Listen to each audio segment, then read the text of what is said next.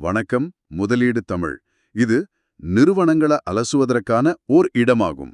அமெரிக்க அரசாங்கம் 2 முக்கிய நிறுவனங்கள்ல இன்டெல் அப்புறம் எம்பி மெட்டீரியல்ஸ் நேரடியா முதலீடு செஞ்சிருக்கிறத பத்தி கொஞ்சம் ஆழமா பார்க்கலாமா?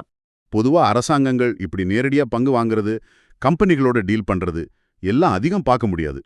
தேசிய பாதுகாப்பு, அப்புறம் இந்த தொழில்நுட்ப போட்டி, முக்கியமா சப்ளை செயின் பாதுகாப்பு, இந்த மாதிரி காரணங்களுக்காக அரசாங்கம் இப்ப சந்தையில நேரடியா தலையிட ஆரம்பிச்சிருக்கு. நாம பார்க்க போற இந்த 2 உதாரணங்கள்லயும் அரசாங்கம் எப்படி வித்தியாசமான முறைகளை கையாளுதுங்கிறது நல்லா தெரியும். முதல்ல இன்டெல் விஷயத்துக்கு வருவோம். WSJ கட்டுரைப்படி இது ஒரு பெரிய அரசியல் டிராமா மாதிரி ஆரம்பிச்சிருக்க போல. அப்போதைய ஜனாதிபதி ட்ரம்ப் இன்டெலோட புது CEO லிப் பூட்டான் அவரோட பழைய சீனா தொடர்புகள் காரணமா பதவி விலகணும்னு ஓப்பனாவே கேட்டாராம. அவர் CEO ஆகி கொஞ்ச நாள்லயே அது நடந்திருக்கு. ரொம்ப பரபரப்பான சூழல் அது. அப்படியா? ஒரு சிட்டிங் பிரசிடென்ட் வந்து ஒரு பெரிய கம்பெனியோட CEOவை ரிசைன் பண்ணணும்னு பப்ளிக்கா சொல்றதுங்கிறது ரொம்ப ரொம்ப அபூர்வம். டாங் உடனே வாஷிங்டன் போயிருக்காரு. அங்க வர்த்தக செயலாளர் ஹாவர்ட் லுட்னிக்னு சில முக்கிய ஆட்களை பார்த்து ஒரு சமரசத்துக்கு வந்திருக்காரு. அதுல என்னாச்சு? அங்க வந்து அவர் மேல இருந்த அந்த உளவு பார்த்ததா சொன்ன குற்றச்சாட்டை எல்லாம் மறுத்து, இல்ல நான் அமெரிக்காவோட நலனுக்கு தான் வேலை செய்வேன் அப்படின்னு வாதிட்டதா சொல்றாங்க. ஆச்சரியமா ட்ரம்ப் அதை ஏத்துக்கிட்டதாகவும் அது நிலைமையை கொஞ்சம் சாந்தப்படுத்தினதாகவும் ஒரு பேச்சு இருக்கு. ஆனா அதோட விளைவு தான் இங்க முக்கியம். இன்டெல்க்கு சிப்ஸ் ஆக்ட் மூலமா, அதாவது அமெரிக்காவில் சிப் உற்பத்தி அதிகப்படுத்த கொண்டு வந்த சட்டம் அது, அதன் கீழே கொடுக்க இருந்த 8.9 பில்லியன் மானியம் இருக்குல்ல, ஆமா, அத நேரடியா பணமா கொடுக்காம அதுக்கு பதிலா நிறுவனத்தோட கிட்டத்தட்ட 10% பங்குகளா மாத்திட்டாங்க. இது மூலமா அமெரிக்க அரசாங்கமே இன்டெல்லோட மிகப்பெரிய பங்குதாரராயிடுச்சு. மானியத்துக்கு பதிலா பங்கு. இது ரொம்ப புதுசா இருக்கே. இதுக்கு என்ன அர்த்தம்?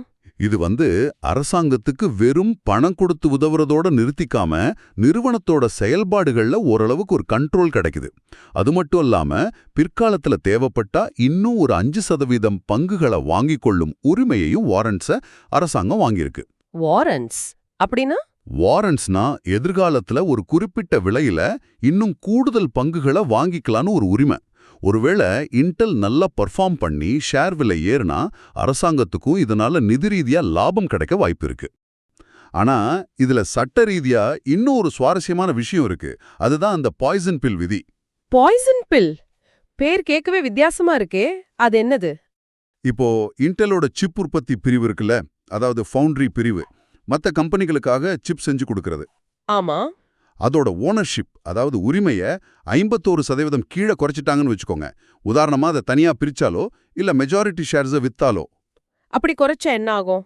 அப்படி செஞ்சா அரசாங்கம் உடனே அவங்களுக்கு ஏற்கனவே கிடைச்ச அந்த வாரண்ட்ஸ் மூலமா கூடுதல் 5% பங்குகளை வாங்கிக் கொள்ளலாம். அப்படி ஒரு கண்டிஷன். இது எதுக்குன்னா, இன்டெல் அந்த முக்கியமான ஃபவுண்டரி பிரிவை கைவிட்டுடாம அது அமெரிக்க கட்டுப்பாட்டிலேயே இருக்கணுங்கிறத உறுதி செய்யறதுக்காக இருக்கலாம்னு நினைக்கிறாங்க. ஒரு பாதுகாப்பு ஏற்பாடு மாதிரி. புரியுது. சில அனலிஸ்ட் சொல்ற மாதிரி இந்த மாதிரி பங்குகளை அதிகமாக்குவது மத்த பங்குதாரர்களோட மதிப்பை குறைக்குமா? ஆமா, அந்த சவால்கள் எல்லாம் இன்னும் இருக்கு. அரசாங்கத்தோட முதலீடு ஒரு பெரிய சப்போர்ட் தான், மறுக்க முடியாது. ஆனா அது மட்டுமே இன்டெல பழைய நிலைமைக்கு கொண்டு வராது. அவங்களோட எதிர்காலம் இன்னும் அவங்க எப்படி செயல்படுறாங்கங்கிறத பொறுத்து தான் இருக்கு. சரி, இப்போ இன்டெல் கேஸ பார்த்தோம். இப்போ 2வது உதாரணம் எம்பி மெட்டீரியல்ஸ். இது வந்து ரேர் எர்த் மேக்னெட்ஸ் துறை. இதுவும் ரொம்ப முக்கியமான ஒண்ணு இல்லையா? ஆமா, ரொம்ப ரொம்ப முக்கியம். ஈவிஸ், அதாவது மின்சார வாகனங்கள், அப்புறம் காற்றாலைகள், நம்ம ராணுவ தளவாடங்கள்னு நிறைய இடங்கள்ல இந்த ரேர் எர்த் மேக்னெட்ஸ் தேவைப்படுது. இங்க அமெரிக்கா பாதுகாப்புத்துறை DOD எம்பி மெட்டீரியல்ஸ்ங்கிற நிறுவனத்துல முதலீடு செஞ்சிருக்காங்க. இது வந்து இன்டெல் மாதிரி இல்லாம ரொம்ப முன்கூட்டியே திட்டமிட்ட ஒரு முதலீடா தெரியுது. எம்பி மெட்டீரியல்ஸ் இவங்க தானே அமெரிக்காவுல இயங்குற ஒரே ரேர் எர்த் சுரங்கம்? சரியா சொன்னீங்க.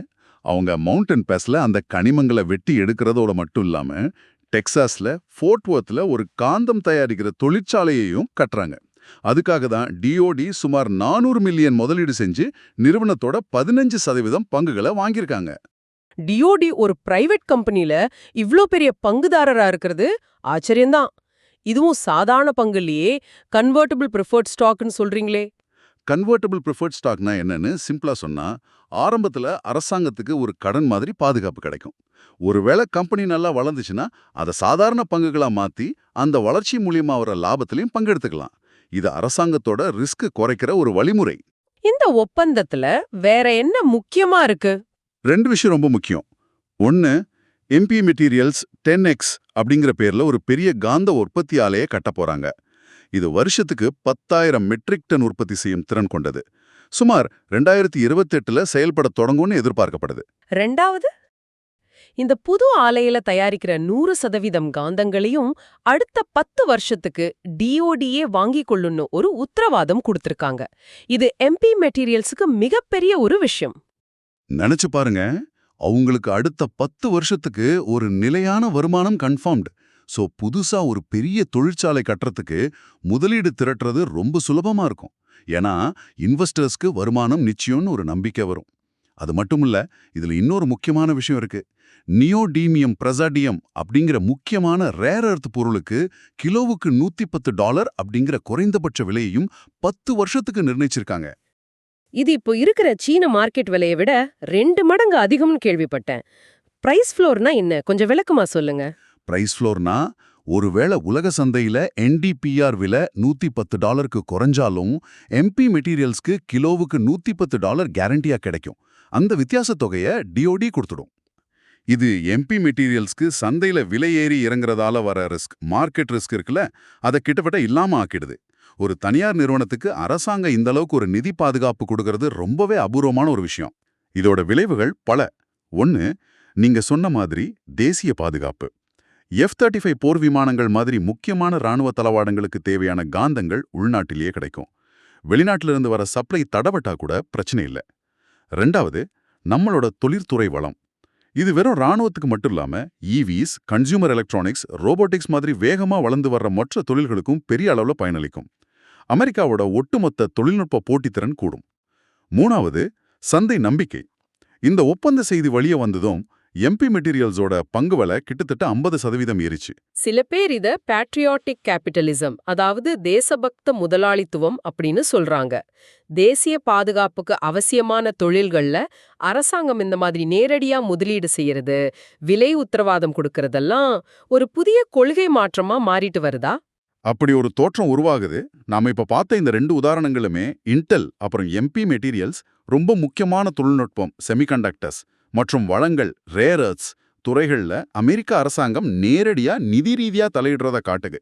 இது சும்மா மானியம் குடிக்கிற மாதிரி இல்லாம பங்குகளை வாங்குறது, எக்யூட்டி ஸ்டேக்ஸ், கொள்முதல் உத்தரவாதங்கள், ஆஃப் டேக் கேரண்டீஸ், விலை நிர்ணயம் பண்றது, பிரைஸ் ஃப்ளோர்ஸ் மாதிரி தனியார் துறை பயன்படுத்தும் கருவிகளை அரசாங்கமே பயன்படுத்துது.